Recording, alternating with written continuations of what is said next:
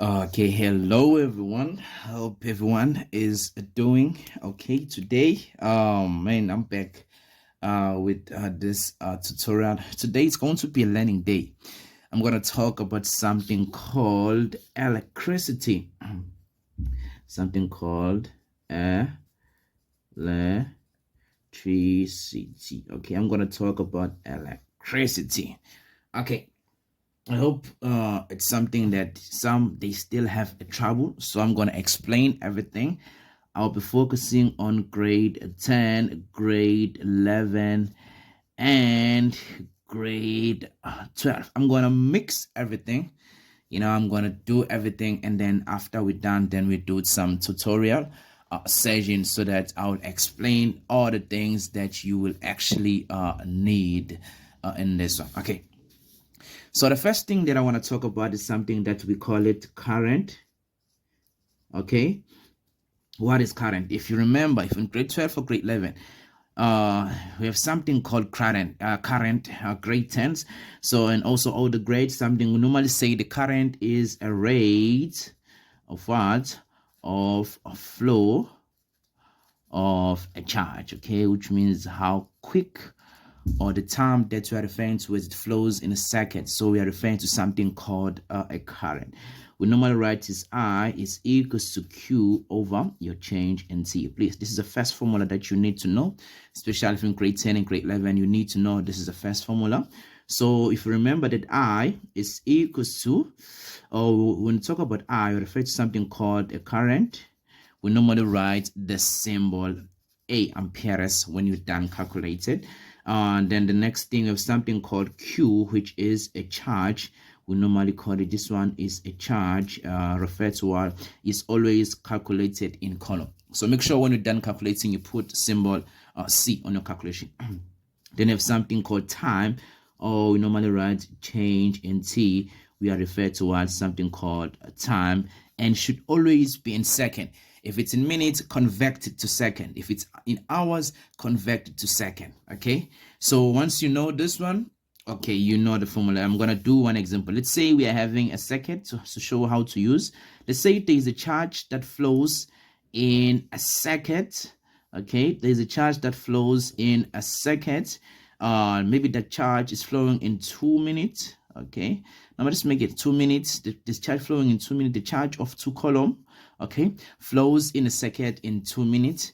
Then the question says calculate the current. So your job is simple. You're gonna say I is equals to Q over your change in T. So what is the charge? Your charge, it is what it is actually is 2. Okay, we're gonna write 2 over here. Then the time, this one is in minutes, your 2, therefore we're gonna say 2 times your 60, because there's 60 seconds in 1 minute, which means when you're done, you're gonna find that you're gonna use a calculator and say 2 divided by 2 times 60. You're gonna find that your answer, you're gonna get 0.01, which means 0.017. This is the current amperes. Now this is the current that will be in a second. I hope it's clear. So it's a basic way on how to use this formula. Okay, now when you understand this formula, let's go to something else, which we call it a potential difference. Potential difference. Okay, difference. So what is this thing? So we are referring, most of the time we refer to something called a voltage. So when you talk about potential difference, we are referring to what? To the energy transferred per unit charge, or the work done per unit charge. Okay, this one is right here, is what we say is a work done per unit charge. I hope it's clear on that one. So we are referring to the work done, or the amount of work done per unit charge. That is something called a potential difference. Okay, so I'm gonna do so we have a formula that you need to know. Potential difference, normal right symbol V, equals to your work over Q. Okay, so now your V we are referring to something called the potential difference. So V is your potential difference, okay, normally use V, which is for your volt, okay? And when these are the SI units, then you have W, which is what is the work done. Let's say is the work done, and is normally measured in joules because the energy that is being transferred, okay? Then you have something called Q, which is your charge. Your charge in what? In coulombs or columns. Normally write symbol C. Make sure your charge is always in columns. Once it's in millicolumns or whatever, centicolumn or picocolumn, convert it to column. Okay, referring to this, especially for grade 10 students, make sure you convert your charge should always be in symbol C, which is your coulombs. I hope it's still clear on that one. Okay, so let's try to do an example on how to use this one. Let's say a battery, let's say we're having a battery over here, and it's transferring the energy of 2000 let's say 2 kilojoules, okay, to a charge of 2 coulomb. Then the question says calculate the work done. Okay, I hope it's a straightforward question. We have a battery. This is the energy transferred to a charge. The energy of 2 kilojoules is transferred to the charge of 2 coulomb. Then the question says calculate the work done. You're going to take your formula V equals to W over Q. So your voltage, you are looking for what? I mean, the question says calculate the voltage. Sorry about that. Sorry about that. You are calculating what? The voltage of the battery. Because now we say the battery is transferring the energy of 2 kilojoules to a charge. This is your charge. Your charge of what? Of your 2 coulomb. This is your charge. This is the work done, which means the energy transferred. Once the energy is being transferred, it becomes something called work. So we're looking for the voltage. Your work is going to be 2. We say that this one should always be in what? It should always be in joules, which means since it's in kilojoules, convert it. You're going to times by what? 1000. 10 raised 3 over you divide by 2, which is your charge. Then you're going to take your calculator. We're going to say 2000, okay? It's going to say 2 times 10 raised power 3. Sorry about that. 2 times 10 raised power 3. And therefore, you're going to divide by what? You're going to divide by 2. You're going to find that your answer is 1000, which means your answer over here is going to be 1000 since it's a voltage. And therefore, now this is the voltage of the battery. So 2 things I was emphasizing. This is the second formula that you need to remember when you're grade 10 and grade 12. But for grade 10, you need to know these 2 formulas over here. Okay, now let's go to the next thing that we also need to understand, which is something that we call it a resistance. I hope you still remember something called resistance. Okay, so when you talk about the resistance, there's something that we need to actually remember before we talk about the resistance, because we all understand that something called a resistance, now this one is an opposition to the flow of electric current, which means something that opposes the flow of the current. But before we talk about resistance, there's something that we need to remember, okay, which is something called Ohm's law. I hope you still remember something called Ohm's law, right? I hope you still remember Ohm's law. Okay, so why I need to talk about Ohm's law is because the resistance is measured in Ohm's law. I hope you understand that there is a formula about Ohm's law which says R is equal to V over I. I hope you still remember the formula. Okay, but before we talk about the resistance, this one right here, let's try to do a lesson based on something called Ohm's law. What is Ohm's law saying? Ohm's law states that the current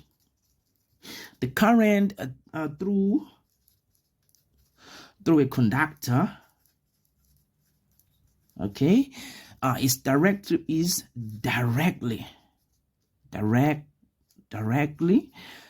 proportional to the potential difference, proportional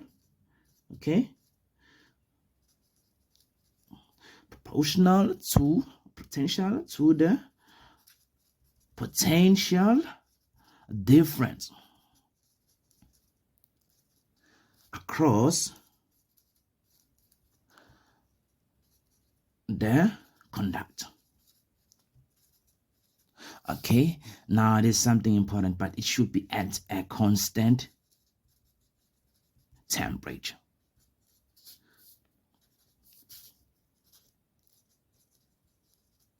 It should be at the constant temperature. If it's not at a constant temperature, all this doesn't obey. Current cannot be proportional to the potential difference if the temperature is not constant, which means this is the control variable. This is a control variable because you need to make sure that the temperature is constant. Okay, make sure you not state this. Okay, grade 10s, please make sure you not state this. Grade 12 and grade 11, make sure you know to define or to state Ohm's law.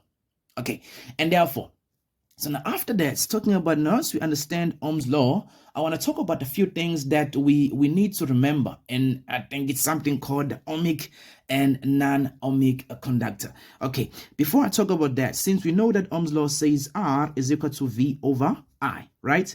So now what does this thing? There is a proportionality that you need to know. It says that at a constant temperature, you can find that the current, which means when the temperature is constant, automatically your resistance you also be constant, because when you increase the temperature, same thing happens to your resistance, it also increases. Okay, so which means when the temperature is constant, automatically your resistance also be constant. Therefore, this will take place. Current can be directly proportional to the voltage. What does that then mean? It means that when the voltage increases, the same thing happens to the current. When the current in a second increases, the same thing happens to the voltage. It also increases. But the voltage, but when you find that when the EMF is like an EMF is constant, the moment you increase the watts, when you decrease the resistance, the current should increase. But when you increase the resistance, your current will decrease, which means these watts, resistance and current, they are inversely proportional, not directly proportional. I hope it's still clear on that one. Okay. Now after that, let's go to this part, something called ohmic, and something called non-ohmic. Okay. Okay, what do you need to know about these things? Okay, the only difference between the two, these are ohmic conductors, then these are non-ohmic conductors. These are conductors, okay?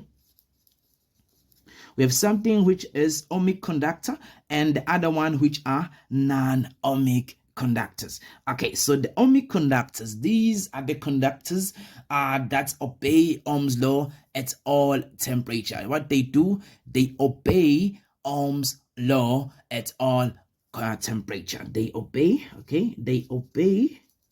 Ohm's law at all temperature. I'm gonna write symbol T, but you're gonna find that this non-ohmic conductors is a conductor that does not obey Ohm's law at all temperature. This one does not obey Ohm's law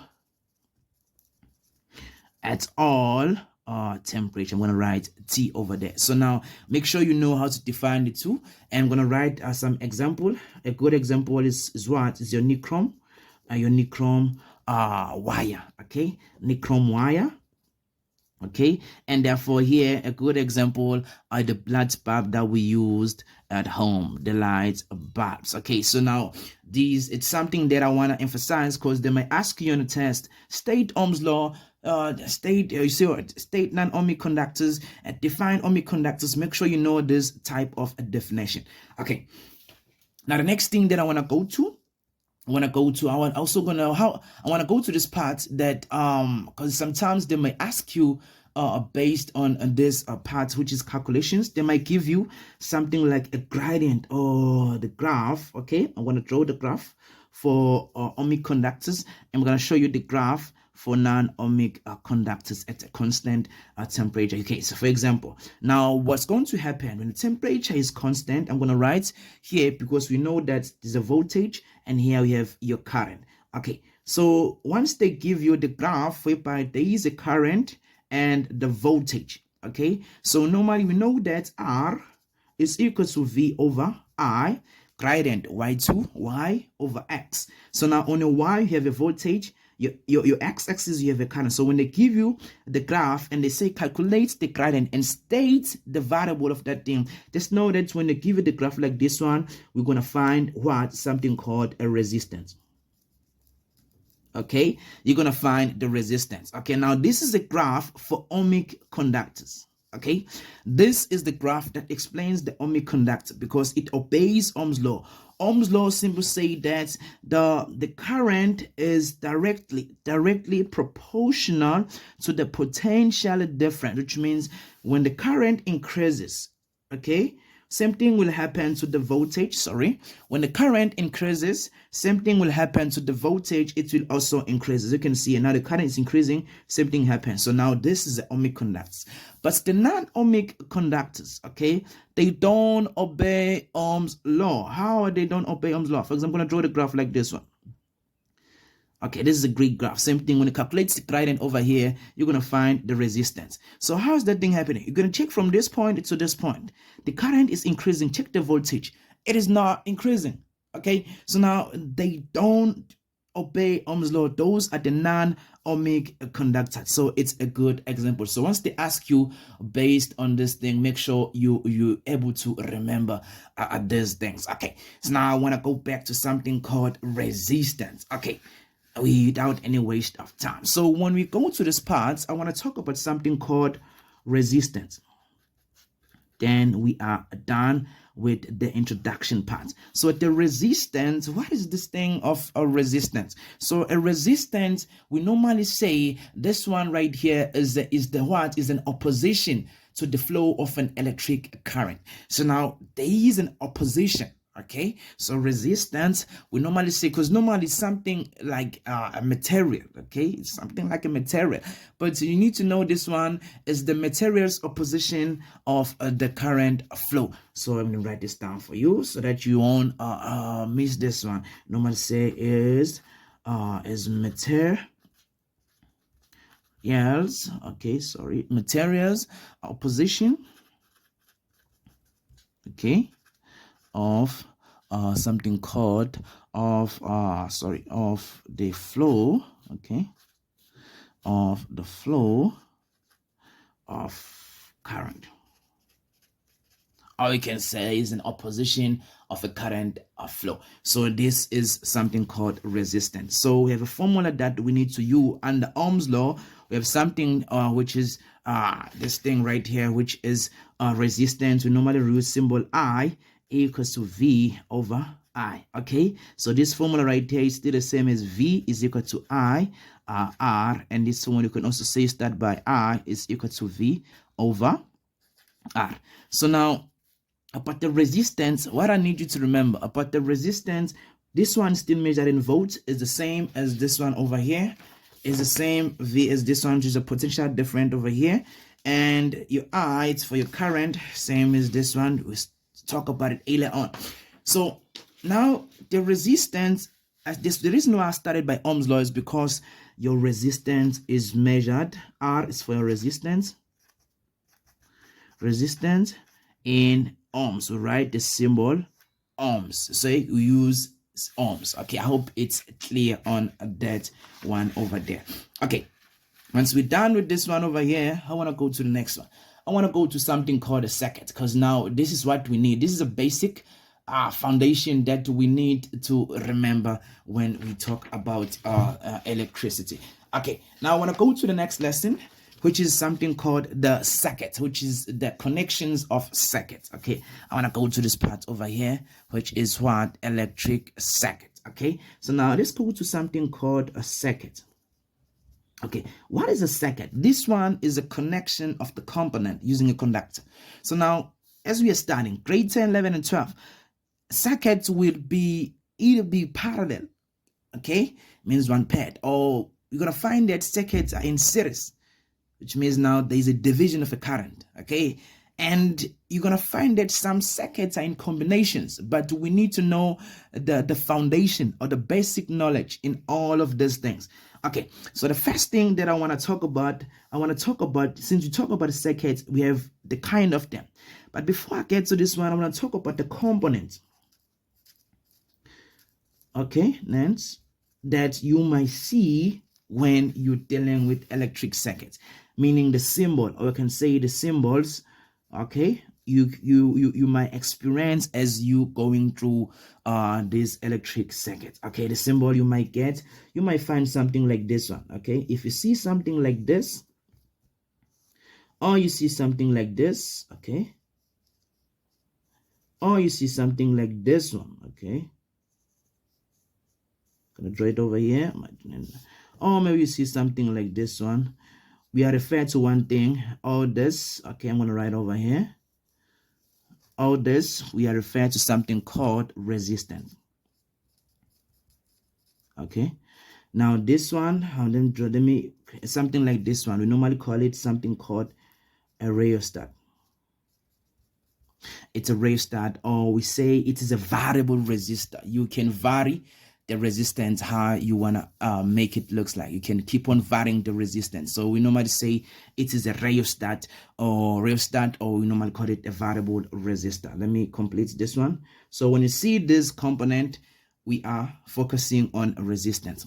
Okay, if you might see maybe something like this one, I'm going to talk about the measuring instrument. If you see something like this one, okay, with the symbol V, it's always connected across the conductors. It's always in parallel. So this one right here, we say it's something called what? Voltmeter.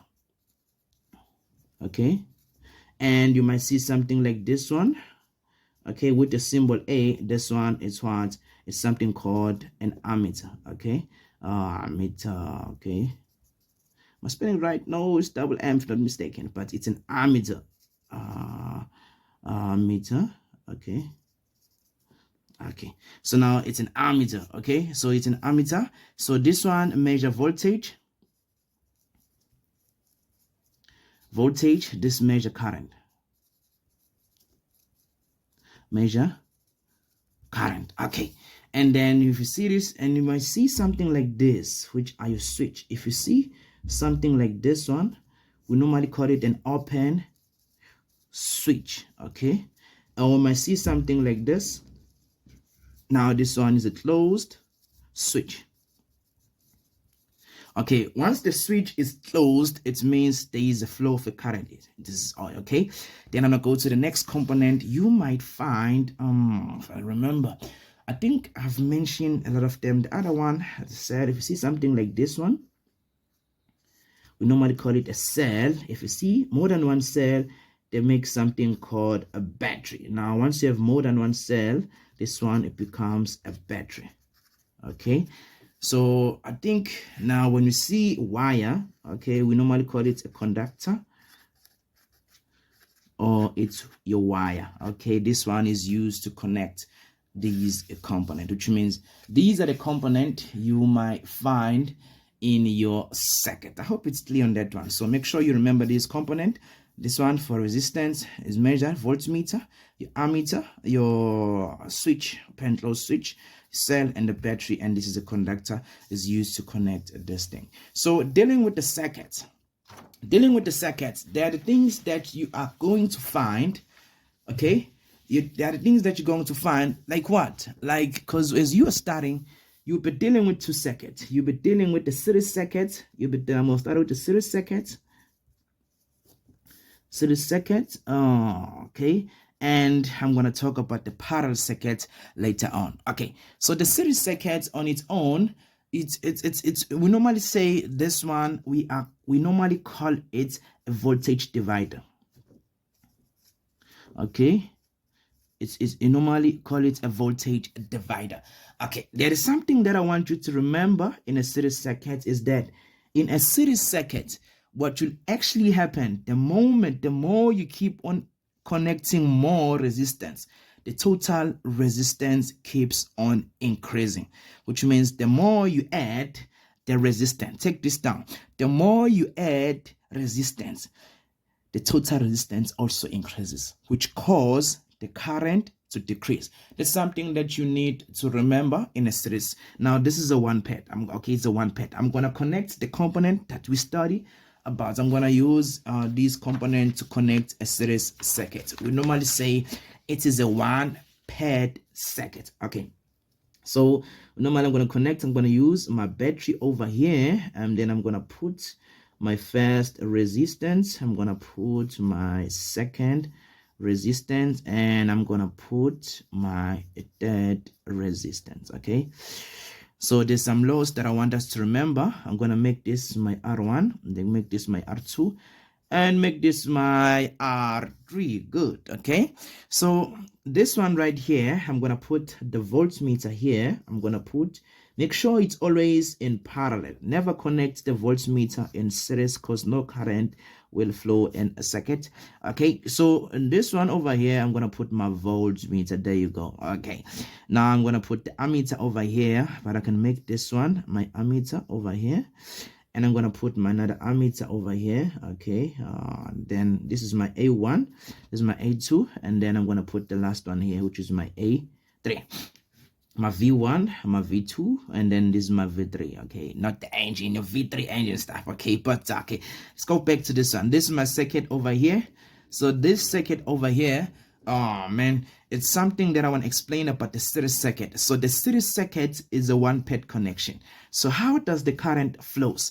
I want to make this thing easy for you. The current would flow from the positive. It's something called a conventional current. It flows from the positive terminal to the negative terminal. So the long one, we are referring to the positive. The shorter one is negative. Now here we have two cells, and since we have more than one cell, it makes it a battery. Okay, so now after that, so now here's how the current flow is going to go here, and then go straight here.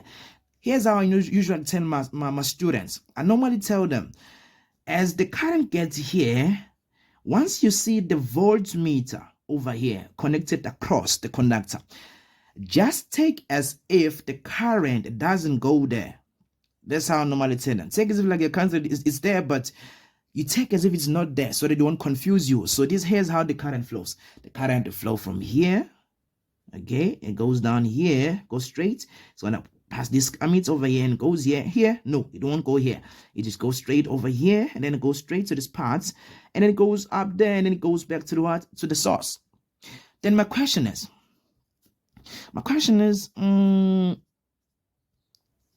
now, did the current divide? Is the current divided? Yes or no?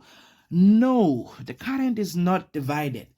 Once you find the case like that one, just know that you are dealing with the series circuit. Once you find the conductor carrying a total current, that conductor is in series. Just put it like that again.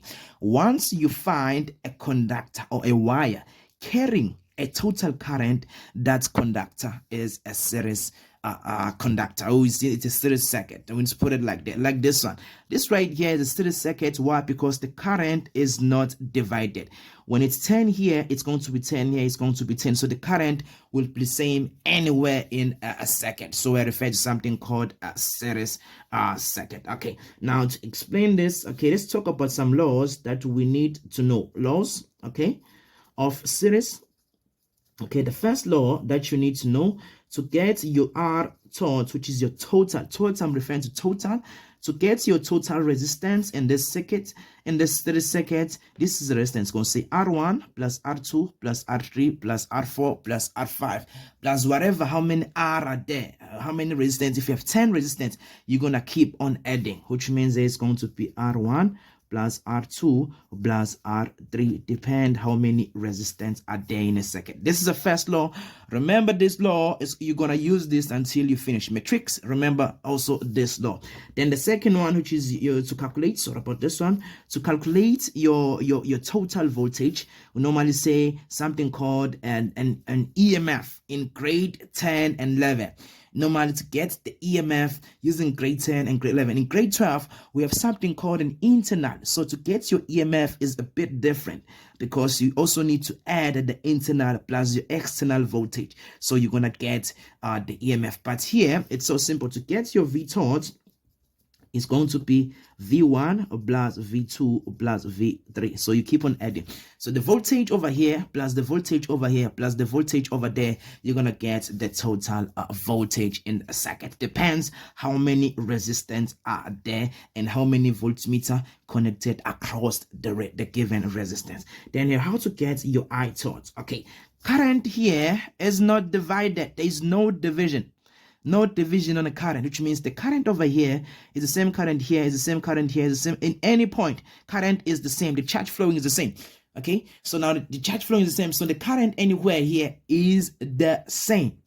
So which means the current, the total current, the current from a source is the same. Current from I1 is the same.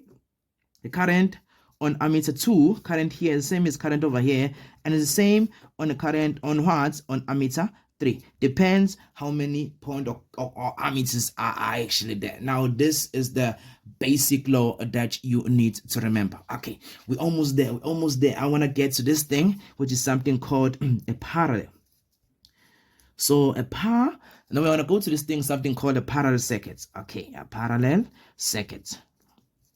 Okay, this is all you need to know in series. Now I want to go to the parallel circuit. Okay, so what do you need to know about the parallel circuit? So what you need to know about the parallel circuit, I'm going to draw one circuit. I'm going to draw this one and my battery. Yes, my battery. Okay, so there you go. And here's my circuit. This is my R1.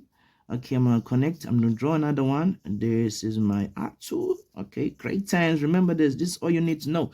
I'm going to draw my, I'm going to connect the last one, which is my R3. This is my R1. This is my R2. And this is my R3. Okay, I'm going to put the voltmeter here. I'm going to call this V1. Okay, I'm going to put my voltmeter also over here. Okay, call this my V2. And then the last one over here, I'm going to call this my V3. Okay. Now this one is my EMF or my total. Okay, so here I'm going to talk same thing. How to calculate your R tot. Okay, so calculating your R tot in this circuit, you normally use 1 over R1.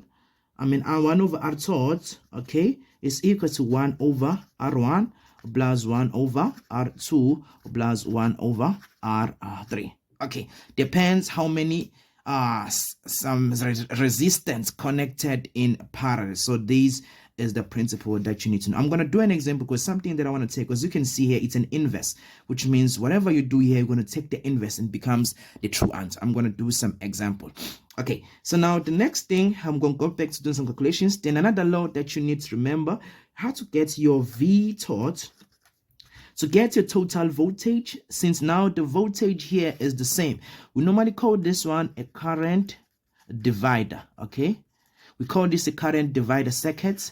The voltage here is the same. Voltage over here, okay, and voltage over here is the same as voltage over here, is the same as voltage over here, same as voltage over here. Now this one would be the EMF.